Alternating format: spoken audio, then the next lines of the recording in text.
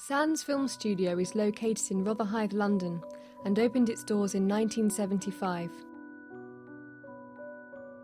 The studio is a Grade II listed building and was built over 200 years ago in the 1780s. It's one of the last in-house multi-facility studios left operating in England. It boasts a large, fully functional studio, post-production facilities, one of the most sought-after costume departments in the world, with a reputation built on traditional handmade techniques, a screening room, a cafeteria, rehearsal space for actors, and one of the UK's finest picture reference libraries. Sands Film Studio has been involved in the making of Pride and Prejudice, Marie Antoinette, The Young Victoria, Atonement, Elizabeth the Golden Age, The Other Boleyn Girl, Little Dorrit, Gangs of New York, and many more. It is owned by film producer and director Olivia Stockman and award-winning costume maker Christina Edzard.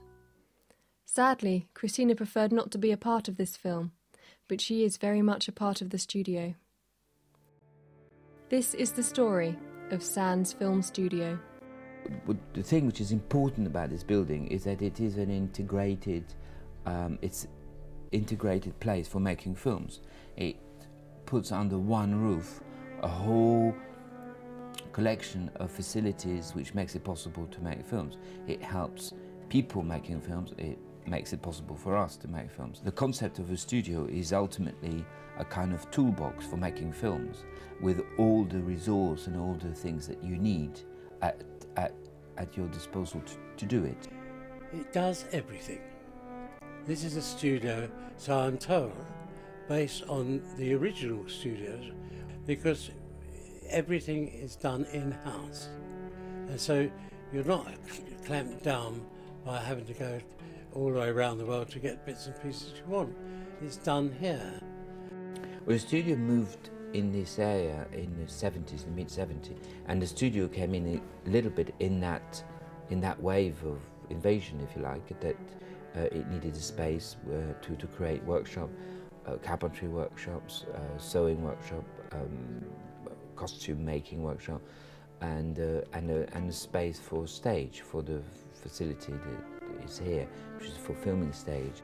It also needed space for the library, for the reference library, for all those things. So it made complete sense for this kind of infrastructure to use a space like here, which had gone completely in disuse.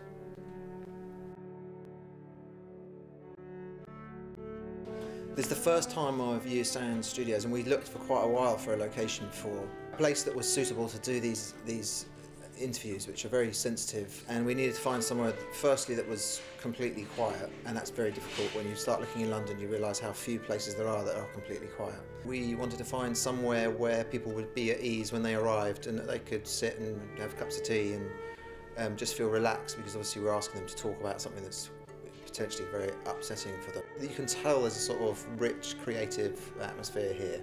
And that is just really nice to be part of that. And you feel like you're kind of in the right place to be doing something interesting and creative. The whole purpose of this library is to provide reference sources for the filmmaker, really. There's this enormous collection of everything from architecture through to disasters, through to sports and pastimes and theatre. And there's a Southwark collection, which is founded in the 1970s, of research from all over the world. And then there's another very precious collection of textile samples from Paris warehouses from 1900s to the 1950s.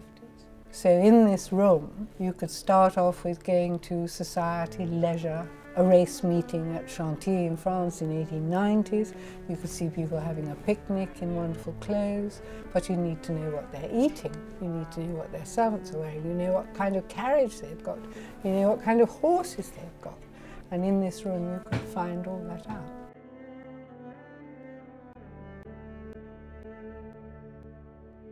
People come here because they know we have a particular look, and that is unique. And big designers like Sandy Powell, they know that, and if that goes, it's something that's being created organically, but over time you can't make that, you can't get that instantly. It's something that's developed, and if that goes, it goes forever. I've always respected Christina's work immensely, and the fact that it is, without doubt, you know, the finest costume house now in this country.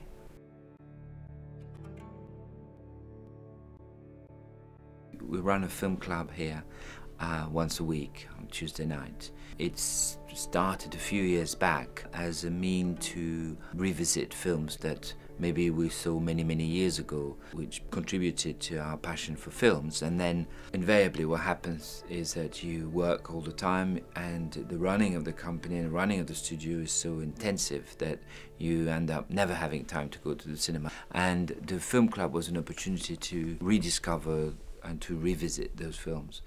The film club became very successful, has a membership of about 1,500 people. What makes cinema really different is watching it with a live audience, and so having a film club makes that possible. Sands Film Studio is facing its biggest crisis to date. The owners of the building have decided to have this timeless building knocked down and converted into a flat complex. This rare and inspiring piece of film history would be lost forever, and would be an incredible blow to the British film industry. Olivier and Christina have 6 months to raise £3 million to save Sands Studios. Sands Film as a company is very successful. However, it doesn't own the property we've occupied. The property would be more valuable without us. So we're issuing shares in the company so that we can raise the capital required to buy the property. It's unthinkable to let it go. It's not a business that can relocate because too much of its character is linked to the character of this building, and so it cannot be moved, if you like, can't be reinvented elsewhere. Anyone who loves the history of dress would be wanting to keep this place going, not just because of the place, but the fact that this wonderful talents of Christina and Olivier and all their staff are associated with such a wonderful environment. Now we've agreed to buy it, we have to succeed in raising the money so that we can complete the purchase. If we don't complete the purchase, there's no more Sands Films.